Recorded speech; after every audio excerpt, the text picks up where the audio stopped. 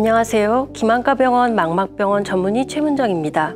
최근 고령화와 서구화된 식습관이 늘어나면서 2022년 기준으로 실명질환인 황반변성과 당뇨망막증 환자 수가 최근 10년간 약 2배 이상 증가했습니다. 저희 병원에서도 매해 망막 관련 질환으로 내원하시는 분들이 늘고 있는데요. 그래서 오늘은 망막병원에서 진료를 하면서 가장 많이 들었던 질문 중 몇 개를 골라 망막 질환, 궁금증 탑3를 소개해 드리려고 합니다. 사실 이 부분에 대해서는 명확히 그렇다 아니다라고 답변을 드리기는 어렵습니다.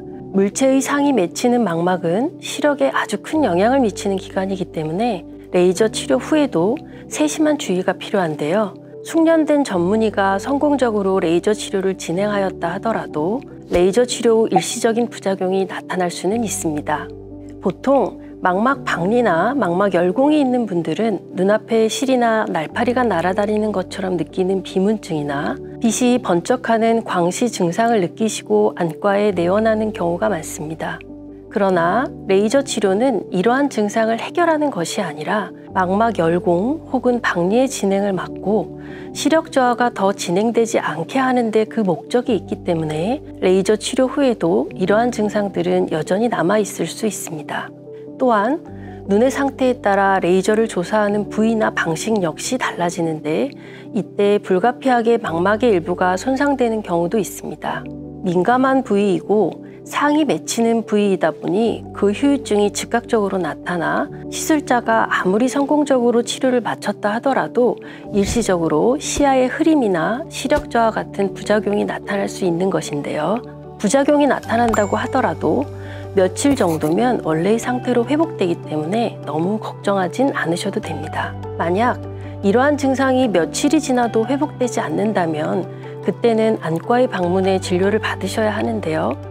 가령 비문증이 심해졌다면 그것이 단순히 레이저 치료 과정에서 부유물의 이동이나 일시적인 증가 때문인지 아니면 레이저 치료 부위 외에 다른 곳에 또 다른 열공이나 이상이 발생했는지를 파악해야 하기 때문이죠. 때에 따라서는 레이저 치료 후 반응 형성이 온전히 이루어지지 않아 열공의 확장 및 망막 박리가 진행된 것일 수도 있기 때문에 내원하셔서 정확한 진단을 받고 사후 조치를 취하시는 것이 좋습니다.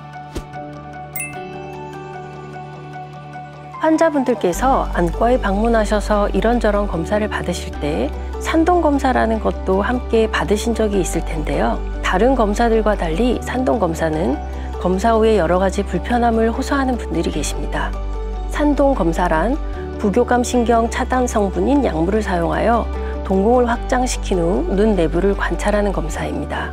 망막의 주변부는 산동검사를 하지 않고서는 정확한 관찰이 불가능하기 때문에 혹시 모를 망막 질환을 확인하기 위해서 산동검사는 필수적이라 말씀드릴 수 있겠습니다. 물론 광각안저 촬영기와 같은 기계를 사용해 눈 내부를 더 넓은 각도로 관찰할 수 있기는 하지만 산동검사만큼 망막의 모든 부위를 볼 수는 없기 때문에 특별히 산동검사를 받지 못하는 경우가 아니라면 반드시 받아야 한다고 권유를 드리고 있습니다. 아무래도 신경에 자극을 주어 인위적으로 동공을 확장시키는 것이기 때문에 여러 가지 불편함이 있을 수 있는데요.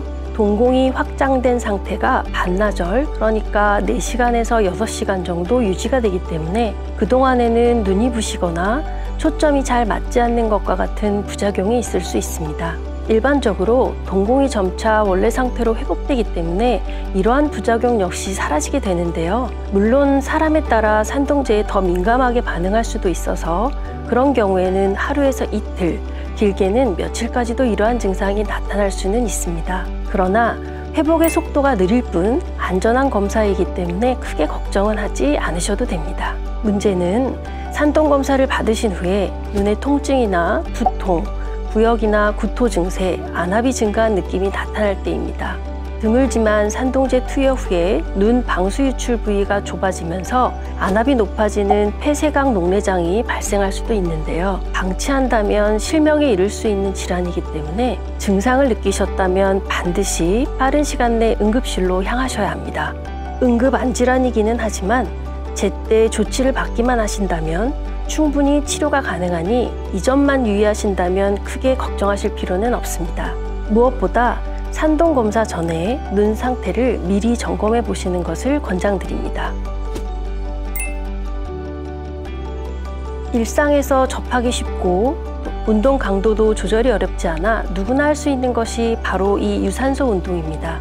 저도 안과에 오시는 망막질환 환자분들께 유산소 운동을 하면 망막질환의 예방과 치료에 도움이 된다는 말씀을 꼭 드립니다. 유산소 운동의 가장 큰 장점은 전신의 혈액순환을 돕는다는 것인데요. 혈액순환이 원활해지면 망막에 영양분과 산소를 공급하고 망막에 충분한 혈류가 도달하면 염증이 줄어드는 데 도움이 됩니다. 망막 질환 중 가장 잘 알려진 황반변성 역시 혈액순환 개선을 통해 질환의 진행을 늦출 수 있고요. 흔히들 눈에 오는 중풍이라고 하죠. 망막 혈관 질환의 예방과 치료에도 큰 도움을 주기도 합니다. 망막과 관련하여 가장 흔한 질병 중 하나인 망막 열공과 망막 박리의 경우에도 유산소 운동을 통해 예방과 완화에 도움을 받을 수 있는데요. 유산소 운동은 노화를 늦추는 데 큰 도움을 주기 때문에 유리체 및 망막의 노화로 발생하는 망막 열공이나 망막 박리를 예방할 수 있게 되는 것이죠. 단, 당뇨병성 망막 환자는 무리한 근력 운동이나 수영 등은 피하는 것이 좋습니다. 무거운 역기를 들거나 수영을 위해 10초 이상 숨을 참으면 순간적으로 혈압이 상승하고 망막 내 실핏줄이 터질 수 있습니다. 유산소 운동을 하실 때는 전문의와 상담을 통해 자신의 상황에 맞게 적당한 운동 강도로 하루에 30분 정도 진행하신다면 망막 건강은 물론이고 각종 눈 건강과 전신 건강에도 큰 도움을 받을 수 있을 것입니다. 오늘은 이렇게 망막 질환과 관련하여 가장 많이 물어보시는 질문 탑3에 대해서 소개를 드려보았는데요. 시청자 여러분께서도 혹시 눈 건강에 대해 궁금하신 것들을 댓글로 남겨주신다면 저희가 꼭 알면 좋은 질문들을 추려서 오늘처럼 자세한 답변을 드릴 수 있도록 하겠습니다. 여러분의 눈 건강 해피아이 김한과 병원이 함께합니다.